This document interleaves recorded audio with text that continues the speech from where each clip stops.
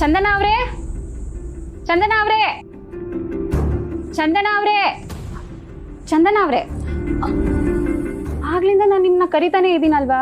ನಿಮ್ಮ ಹೆಸರು ಚಂದನನೇನಾ ಅಥವಾ ಬೇರೆನಾ? ಅಯ್ಯೋ ಇಲ್ಲ, ನನ್ನ ಹೆಸರು ಚಂದನ ಅಂತಾನೆ.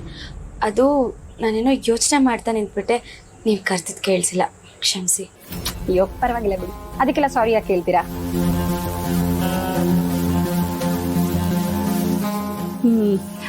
ಅದು ನನಗೆ ಒಂಥರ ವಿಚಿತ್ರವಾದ ಕಾಯಿಲೆ ಇದೆ. ಕಾಯಿಲೆನಾ? ಏನದು? ಕಾಯಿಲೆ ಅಂದರೆ ನನಗೇನಾದರೂ ವಿಷಯ ತಿಳ್ಕೊಬೇಕಂದ್ರೆ ಅದನ್ನು ತಿಳ್ಕೊಳೋವರೆಗೂ ನನ್ನ ಮನಸ್ಸಿಗೆ ಸಮಾಧಾನನೇ ಇರಲ್ಲ. ಅದಕ್ಕೆ ನಿಮ್ಮ ಬಗ್ಗೆ ತಿಳ್ಕೊಬೇಕಂತ ನಾನು ಇವಾಗ ಬಂದೆ. ಆದರೆ ನಮ್ಮ ಮಾವ ನಿಮ್ಮ ಬಗ್ಗೆ ಏನೇ ಕೇಳೋದಾದರೂ ಅವ್ರ ಹತ್ರನೇ ಕೇಳಬೇಕು ಅಂತ ಹೇಳಿದ್ರು. ಅವ್ರ ಹತ್ರ ಕೇಳೋದಕ್ಕೂ ನಿಮ್ಮ ಹತ್ರ ಕೇಳೋದಕ್ಕೂ ತುಂಬಾ ವ್ಯತ್ಯಾಸ ಇರುತ್ತಲ್ಲ, ಅದಕ್ಕೆ ನಾನು ನಿಮ್ಮ ಹತ್ರನೇ ಬಂದೆ. ನನ್ನ ಬಗ್ಗೆ ತಿಳ್ಕೊಳ್ಳೋದ್ರಲ್ಲಿ ಏನಿದೆ ಹೇಳಿ? ಎಷ್ಟೇ ಆದರೂ ನಾನು ನಿಮ್ಮ ಮನೆ ಕೆಲಸದೋಳಲ್ವಾ? ಅಯ್ಯೋ ಯಾಕೆ ನೀವು ಆ ಥರ ಹೇಳ್ತಿದ್ದೀರಾ? ಹಾಗೆಲ್ಲ ಅನ್ಬಾರ್ದು. ನಿಮ್ಮನ್ನು ನೀವು ಮನೆ ಕೆಲಸದವ್ರು ಅಂತ ಡಿಗ್ರೇಡ್ ಮಾಡ್ಕೋಬಾರ್ದು.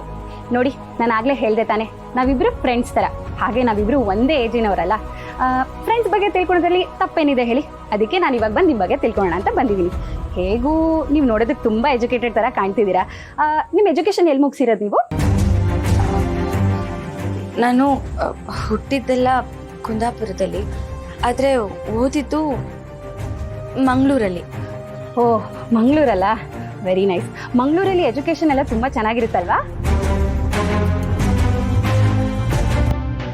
ನನ್ನ ಬಗ್ಗೆ ಬಿಡಿ, ನಿನ್ನ ಬಗ್ಗೆ ಹೇಳಿ. ನೀವು ಯಾಕೆ ಇನ್ನೂ ಮದುವೆ ಆಗಿಲ್ಲ?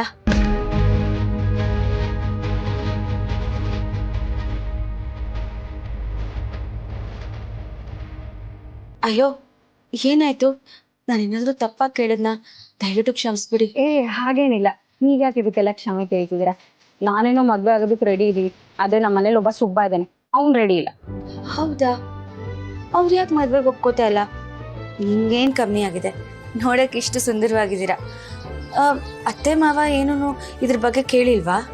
ಅತ್ತೆ ಮಾವ ಕೇಳ್ತಾನೆ ಇದ್ದಾರೆ, ಆದರೆ ಅವನೇ ಬೇಕಂತ ಈ ಥರ ಡಿಲೇ ಮಾಡ್ತಿದ್ದಾನೆ. ನಮ್ಮ ಅತ್ತೆ ಮತ್ತು ನಮ್ಮ ಅಪ್ಪ ಅಣ್ಣ ತಂಗಿ. ನಮ್ಮ ಅತ್ತೆಗೆ ನಮ್ಮ ಅಪ್ಪನ ಮೇಲೆ ತುಂಬ ಪ್ರೀತಿ. ಚಿಕ್ಕ ವಯಸ್ಸಲ್ಲೇ ನನ್ನನ್ನು ಮನೆ ಸೊಸೆ ಮಾಡ್ಕೋತೀನಿ ಅಂತ ಮಾತು ಕೊಟ್ಟಿದ್ದು. ಚಿಕ್ಕ ವಯಸ್ಸಲ್ಲಿ ನಮ್ಗೆ ಆ ರೀತಿ ಭಾವನೆಗಳೆಲ್ಲ ಇದ್ದಿಲ್ಲ. ಆದರೆ ಇವಾಗ ನನಗೆ ವಿಶ್ವನೇ ಬೇಕು ಅಂತ ಅನಿಸ್ತಿದೆ. ಅಣ್ಣವನನ್ನ ಮದುವೆ ಆಗೋದಕ್ಕೆ ನಾನು ತುದಿಗಾಲ ನಿಂತಿದ್ದೀನಿ. ಅವನೇ ಒಪ್ತಿಲ್ಲ. ಮದುವೆ ವಿಚಾರ ಅತ್ತೆ ಮಾವ ಮಾತಾಡಿದ್ರು ಅವ್ನು ಕ್ಯಾರೇನೇ ಅಂತಿಲ್ಲ. ಏನಾದರೂ ಕೇಳಿದ್ರೆ ಕಾಲೇಜಲ್ಲಿ ಎಕ್ಸಾಮ್ ಇದೆ, ಎಕ್ಸಾಮ್ ಆದ್ಮೇಲೆ ನೋಡೋಣ ಅಂತ ಹೇಳ್ತಿರ್ತಾನೆ. ಏನು ಮಾಡ್ಬೇಕಂತಾನೆ ಗೊತ್ತಾಗ್ತಿಲ್ಲ ನನಗೆ. ಅಯ್ಯೋ, ಮದುವೆ ಆದ್ಮೇಲೂ ಎಕ್ಸಾಮ್ ಬರೀಬೋದು.